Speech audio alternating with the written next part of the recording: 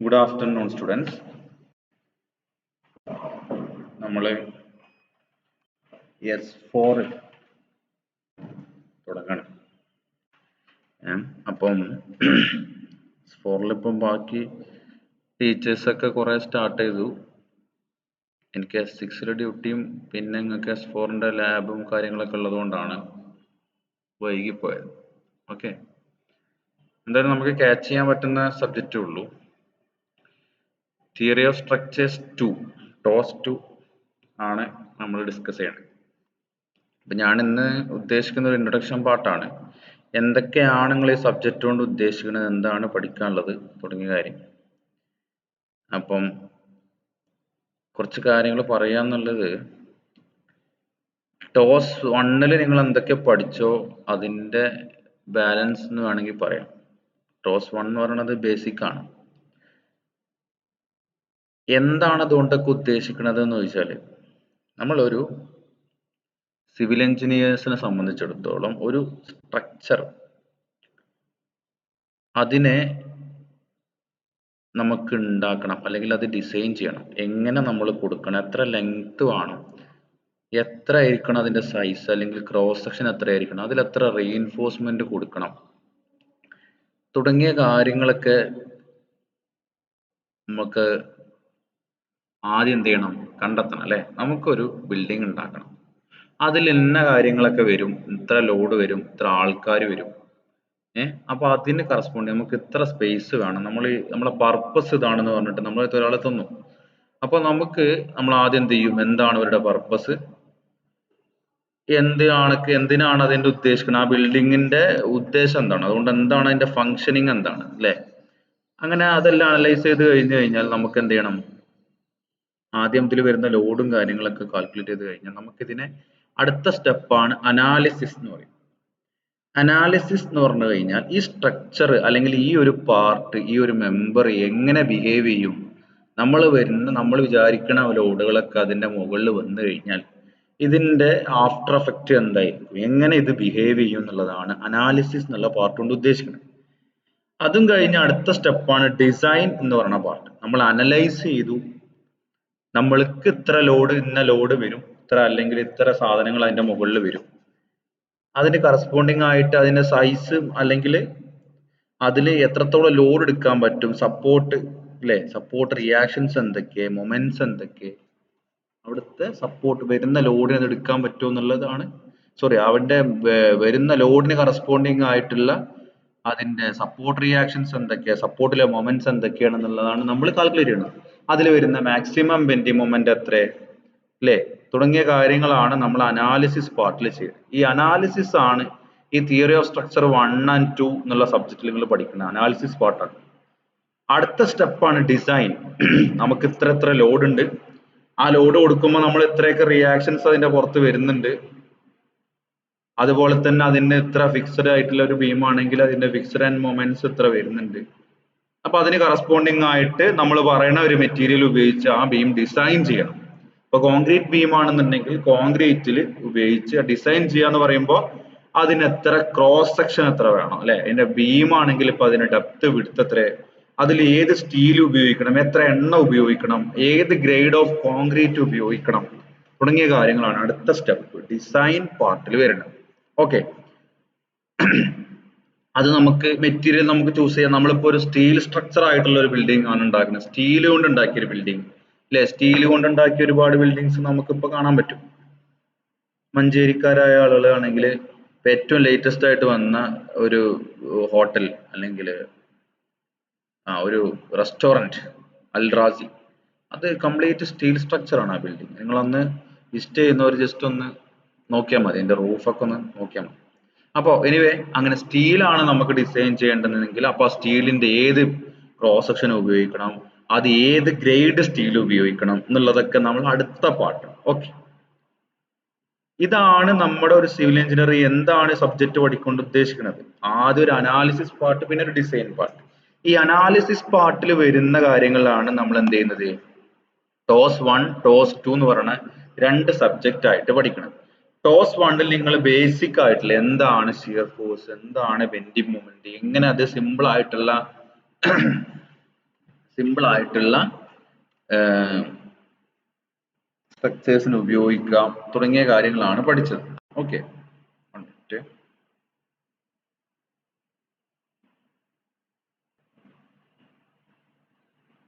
Okay.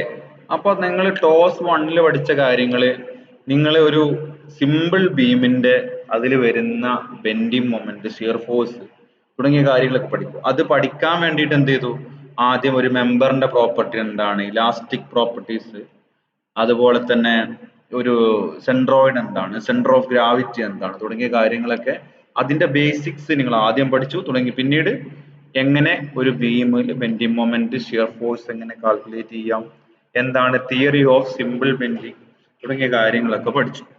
Okay, അതുപോലെ തന്നെ ഒരു ഷെല്ലിൽ വരുന്ന സ്ട്രെസ് അല്ലെ, അതൊക്കെയാണ് നിങ്ങൾ അവിടെ പഠിച്ചത്.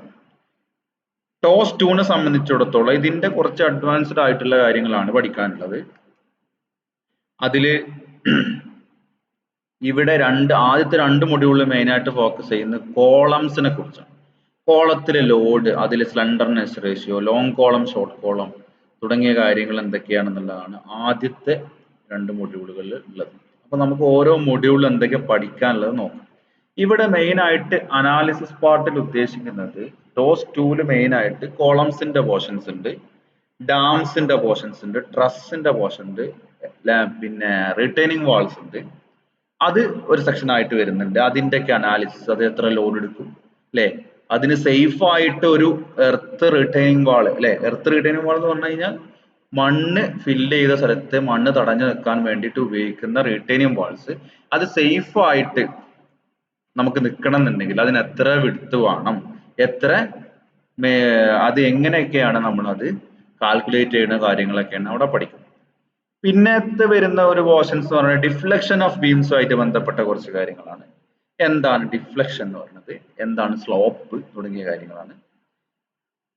പിന്നീട് വരുന്നത് കുറച്ച് ലാസ്റ്റ് പോർഷൻ കുറച്ച് കണ്ടിന്യൂസ് ബീംസിനെ കുറച്ചുകൂടി നിങ്ങൾ ഫസ്റ്റ് ടോസ് 1 സിമ്പിൾ ബീംസ്, അതായത് സിംപ്ലി സപ്പോർട്ടഡ് ബീംസും കാൻഡിലീവർ ആയിട്ടുള്ള ഒരു ഒറ്റ സ്പാനുള്ള ബീംസിന്റെ കാര്യങ്ങളാണ് പറഞ്ഞത്. ഇനി കണ്ടിന്യൂസ് ബീമും അല്ലെങ്കിൽ ഫിക്സഡ് ബീംസിന്റെ കേസിൽ എങ്ങനെ നമുക്ക് അനാലിസിസ് ചെയ്യാം തുടങ്ങിയ കാര്യങ്ങളാണ് പറയുന്നത്. ഇതൊക്കെ അതിന്റെ ബേസിക് ടോസ് 2 ഉള്ളൂ, അത് ഹയർ ആയിട്ടുള്ള കാര്യങ്ങളൊന്നും നിങ്ങൾക്ക് ഇല്ല. അപ്പൊ നമുക്ക് ഓരോ മൊഡ്യൂളും ഇന്നത്തെ ക്ലാസ് കൊണ്ട് ഉദ്ദേശിക്കുന്ന ഓരോ മൊഡ്യൂളിൽ എന്തൊക്കെയാണ് നമുക്ക് ഒരു ഐഡിയ കിട്ടാൻ വേണ്ടിയിട്ട് എന്തൊക്കെയാണ് പഠിക്കാനുള്ളതെന്ന് നോക്കാം. ഓക്കെ, ഫസ്റ്റ് മൊഡ്യൂളിൽ മെയിൻ ആയിട്ട് 2 ടോപ്പിക്സ് ആണ് വരുന്നത്. ഒന്ന് columns and സ്ട്രട്സ് and analysis of tresses.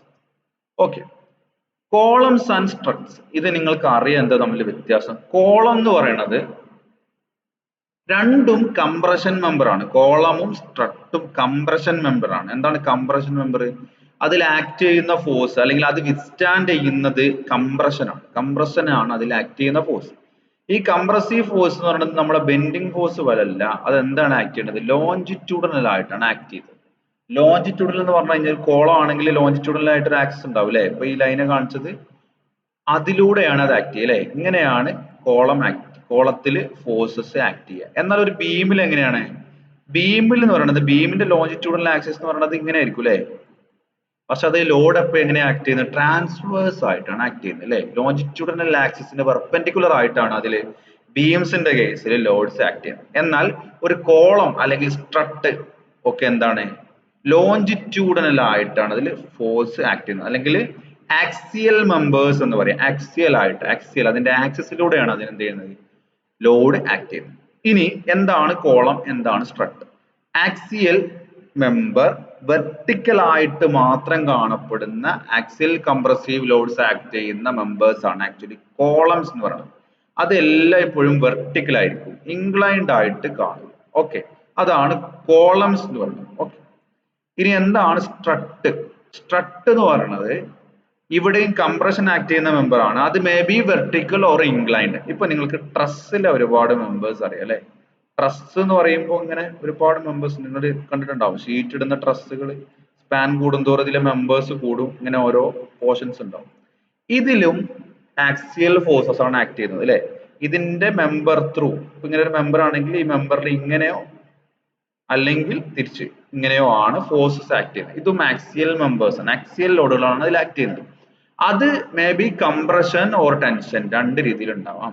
ഒരു മെമ്പറിനെ ഇങ്ങനെ പുൾ ചെയ്യുകയാണെങ്കിൽ അതിൽ ആക്ട് ചെയ്യുന്നത് ടെൻഷൻ. ഇനി കംപ്രഷൻ അല്ലെ, അതിനെ കംപ്രസീവ് ഫോഴ്സ് ആണ് ആക്ട് ചെയ്യുന്നത്, കംപ്രഷൻ ആണ് ഡെവലപ്പ് ചെയ്യുക. ട്രസ് മെമ്പേഴ്സിൽ വരുന്ന കംപ്രഷൻ ആക്ട് ചെയ്യുന്ന മെമ്പേഴ്സ് ആണ് സ്ട്രട്സ് എന്ന് നോർമലി അറിയപ്പെടുക. They may be inclined or vertical, ഇങ്ങനെയാവാം. ഓക്കെ, അതാണ് സ്ട്രട്ടുകൾ എന്ന് പറയുന്നത്. നമ്മൾ ഡീറ്റെയിൽ ആയിട്ട് മൊഡ്യൂൾസ് നോക്കാം. അപ്പൊ അതിന്റെ പേര് കണ്ടപ്പോൾ മനസ്സിലാക്കാൻ വേണ്ടി പറഞ്ഞു. ഇനി ഇതിൽ നമുക്ക് പഠിക്കാനുള്ളത് എന്താണ് ലോങ്, എന്താണ് ഷോർട്ട് കോളം. നിങ്ങൾ ബിൽഡിംഗ് മെറ്റീരിയൽസിൽ പഠിച്ചതാണ്. അതിന്റെ കുറച്ചുകൂടി ഡീറ്റെയിൽഡ് ആയിട്ട് ഇക്വേഷൻ വൈസ് ഒക്കെ നമുക്കത് ക്ലാരിഫൈ ചെയ്യാം. എന്താണ് ലോങ് ആൻഡ് ഷോർട്ട് കോളം, അതാണ് നമുക്ക് ഫസ്റ്റ് പഠിക്കാനുള്ളത്. പിന്നെ different end conditions of column. ഒരു കോളത്തിന്റെ ഡിഫറെന്റ് എൻഡ് കണ്ടീഷൻസ്, അതായത് നമ്മളൊരു ബീം എടുത്തു കഴിഞ്ഞാൽ നമ്മൾ സിംപ്ലി സപ്പോർട്ടർ ആണെങ്കിൽ എന്ത് പറയും, ഒരു സൈഡ് ഹിഞ്ചഡും അടുത്ത സൈഡ് റോളറും അല്ലെ. ഇങ്ങനെയാണ് ഒരു സിംപ്ലി സപ്പോർട്ടർ ബീംസ് ഉണ്ടാവും. അതുപോലെ തന്നെ ഫിക്സഡ് ബീം ആണെങ്കിൽ രണ്ട് സൈഡും ഫിക്സഡ് എൻഡ് അല്ലെ. അതുപോലെ തന്നെ ഒരു കോളത്തിന്റെ different end conditions, both end hinged ആണോ, അല്ലെങ്കിൽ ബോത്ത് എൻഡ് ഫിക്സഡ് ആണോ, അല്ലെങ്കിൽ ഒരു എൻഡ് ഹിഞ്ചഡും മറ്റേ എൻഡ് ഫിക്സഡും, അല്ലെങ്കിൽ രണ്ട് എൻഡും ഫിക്സഡ്, അല്ലെങ്കിൽ രണ്ട് എൻഡും ഹിഞ്ചഡ്, അല്ലെങ്കിൽ ഒരു end fixed other end hinged, അല്ലെങ്കിൽ ഒരു end fixed other end free. ഇങ്ങനത്തെ 4-5 കേസുകളാണ് ഇതിൽ വരുന്നത്. അതാണ് different end conditions of columns എന്ന് പറയുന്നത്.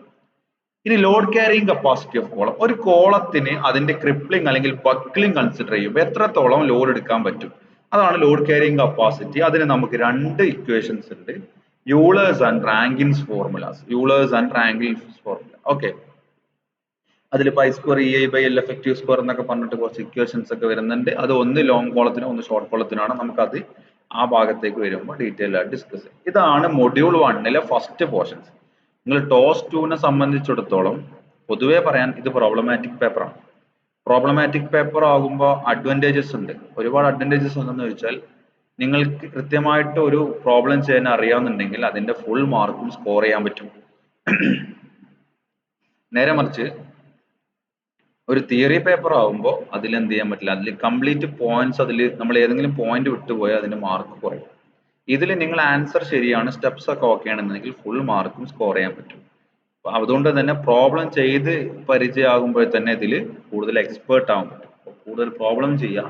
പ്രോബ്ലമാറ്റിക് ആയിട്ടുള്ള ഒരു പേപ്പറാണ് ഈ ടോസ് 2 എന്ന് പറയുന്നത്. ഓക്കെ, ഇനി ഇതിൽ അടുത്ത പോർഷൻ വരുന്ന അനാലിസിസ് ഓഫ് ട്രസ്സസ്.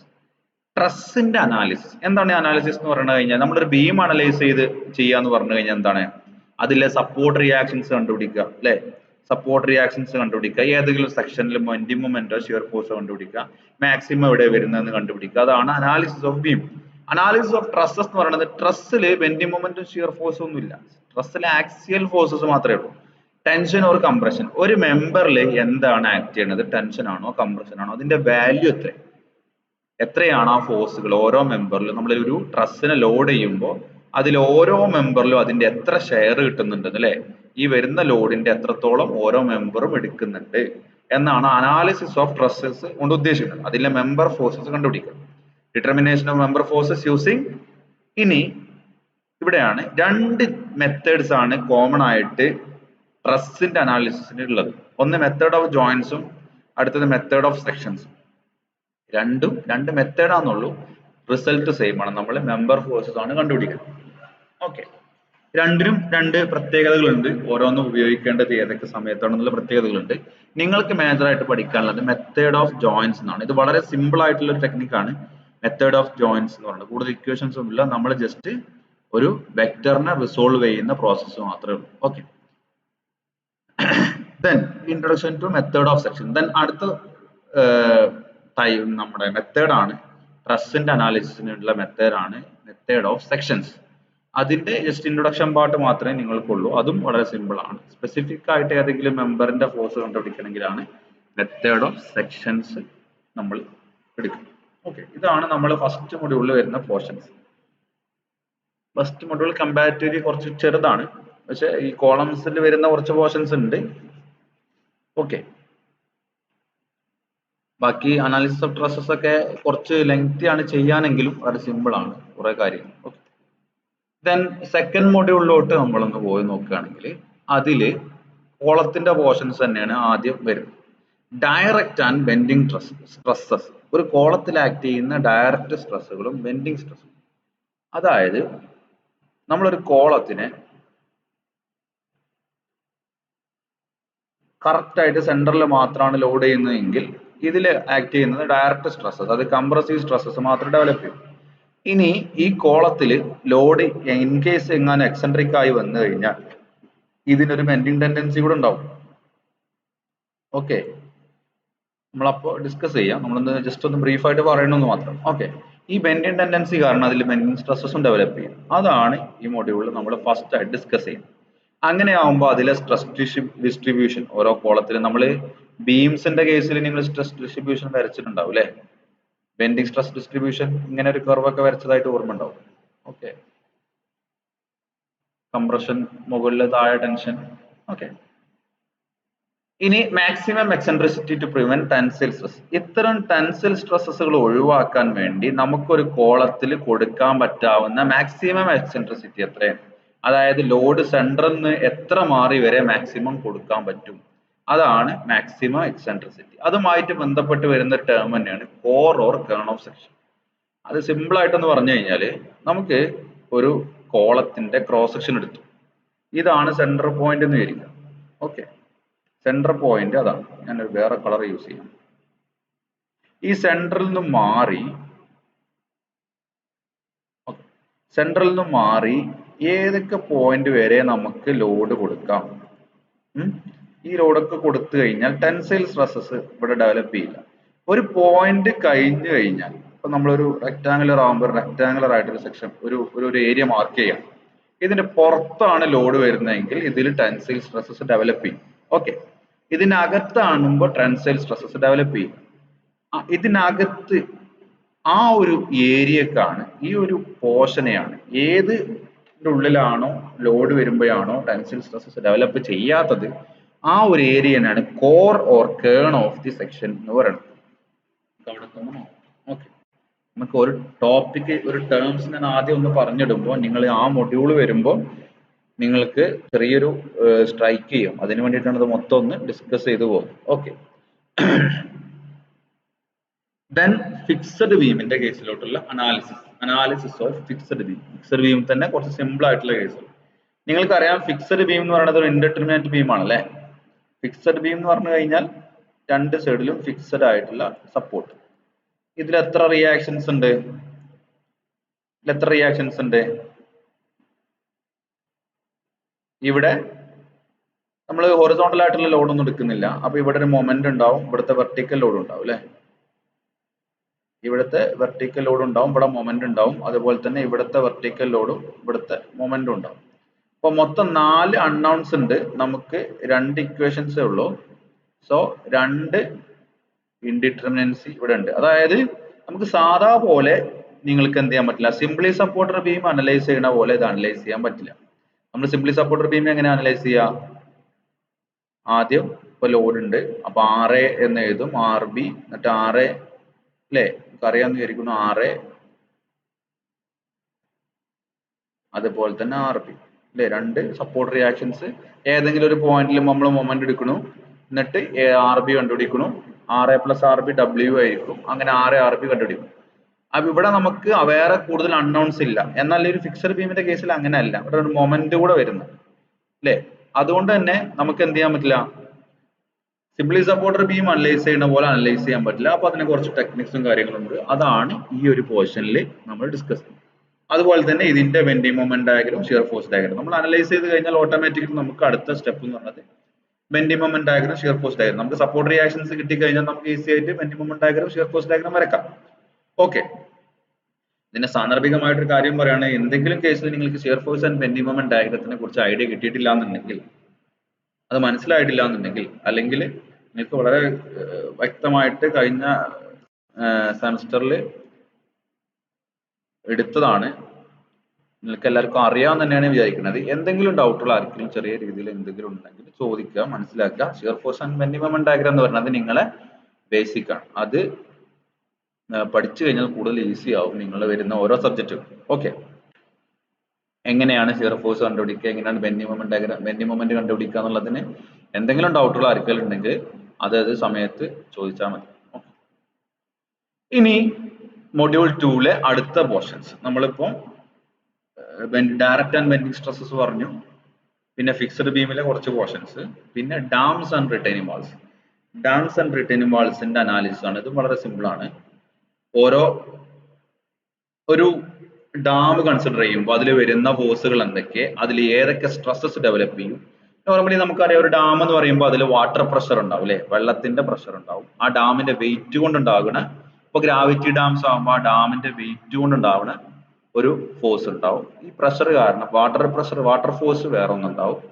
പിന്നെ എന്തെങ്കിലും വേറെ എക്സ്ട്രാ ഫോഴ്സ് വിൻഡ് ഒക്കെ വരികയാണെങ്കിൽ അതുകൂടി കൺസിഡർ ചെയ്യുകയാണെങ്കിൽ അതിൽ വരുന്ന പ്രഷർ ഡിസ്ട്രിബ്യൂഷൻ ഡാംസിൽ വരുന്ന, അതുപോലെ തന്നെ ഒരു ഡാമിന്റെ സ്റ്റെബിലിറ്റിക്ക് നമ്മൾ പ്രൊവൈഡ് ചെയ്യേണ്ട കണ്ടീഷൻസ് എന്തൊക്കെ, അതൊക്കെയാണ് ഡാംസിൽ നമുക്ക് നോക്കാനുള്ളത്. ഇതേ കേസ് തന്നെ റിട്ടേണിംഗ് വാളിന്റെ കേസിലാവുമ്പോൾ, ഡാം ആവുമ്പോൾ വെള്ളത്തെയാണ് തടഞ്ഞു നിർത്തുന്നത്, റിട്ടേണിംഗ് വാൾ ആവുമ്പോൾ എർത്തിനെയാണ് തടഞ്ഞു നിർത്തുന്നത്. അത്രയേ ഉള്ളൂ വ്യത്യാസം.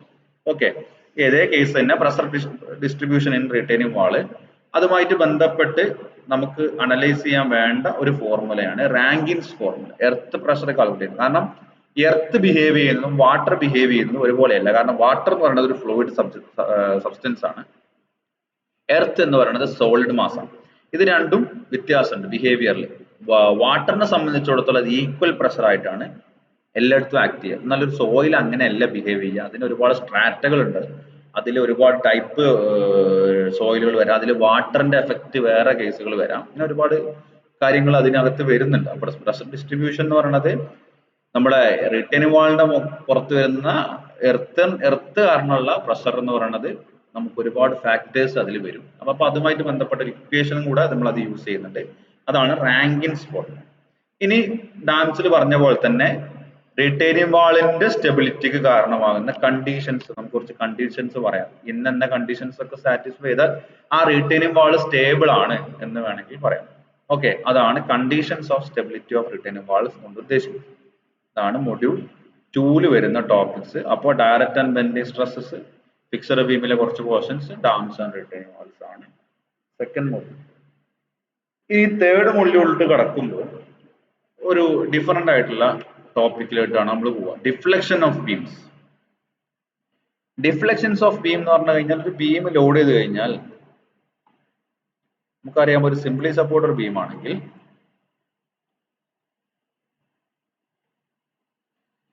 സിംപ്ലി സപ്പോർട്ടർ എന്ന് പറഞ്ഞു കഴിഞ്ഞാൽ എന്താണ്, ഒരു എൻഡ് ഹിഞ്ചഡും അതർ എൻഡ് റോളറും. ഓക്കെ, ഹിഞ്ചഡ് സപ്പോർട്ടിന്റെ പ്രത്യേകത എന്താ, they are free to rotate. അവിടെ റൊട്ടേഷൻ സംഭവിക്കും അല്ലെ, ഫ്രീ ടു റൊട്ടേറ്റ്.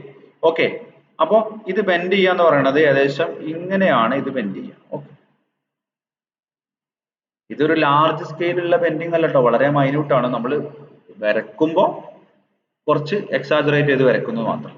ഇതില് നമുക്കറിയാം ഓരോ പോർഷനിലും ഉണ്ടായ ഡിഫ്ലക്ഷൻ. ഓക്കെ, സ്വാഭാവികമായിട്ട് ഡയഗ്രം നമുക്ക് അറിയാൻ പറ്റും. Maximum deflection will be at the centre. അതിന്റെ വാല്യൂ എത്രത്തോളം ഡിഫ്ലക്ട് ചെയ്യും, ലോഡിന് കറസ്പോണ്ടിങ് ആയിട്ട് എത്രത്തോളം ഡിഫ്ലക്ട് ചെയ്യും.